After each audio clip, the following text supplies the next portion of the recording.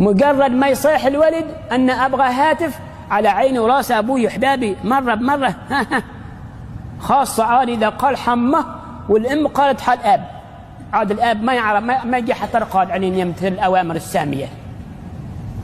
يا أخي العزيز فكر، يا أخي العزيز فكر. الولد والبنت ما يعطيه هاتف إلا من يكون عقال، على الأقل يكون في الثانوية، يكون عاقل يعرف بوزين وشين. وحس غير تعطيه هاتف ما تعرفه يا ولد يا صاحب الخير يجي رسالة.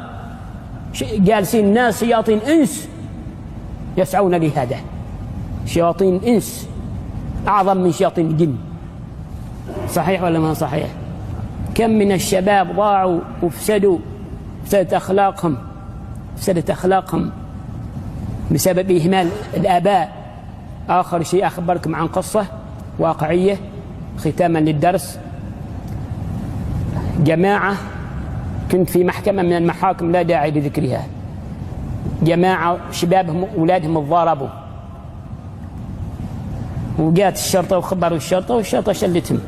عاد هم يخبرون لما رجعوا مع الشرطة والسجن والربشة، لقيوا واحد ولد مسجون قبلهم هناك، إنسان من بيت شريف، وعاد الشباب متلاقين في السجن كل حد ياتي مو معاه.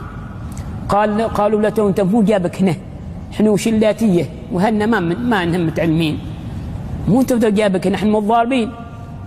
قال انا جابني الشر، يقول كنت انا في المدرسه زين والمدرسين فرحانين بي وابوي فرحانين بي، لكن يقول هلا والجيراني قام يشلوني رحلات وقام يراويوني كذا كذا ودلوني على السرقه، علين وصلت هذا المكان وهم يضحكون علي الآن ما ينفعوني. هذا مثال حال الشباب، يكون منتبه انتباه كامل، خاصة في هذا الزمن. جاءني كثير من الشباب يتوبوا إلى الله من ارتكاب الفواحش كان في شبابهم بسبب إضلال إخوانهم لهم.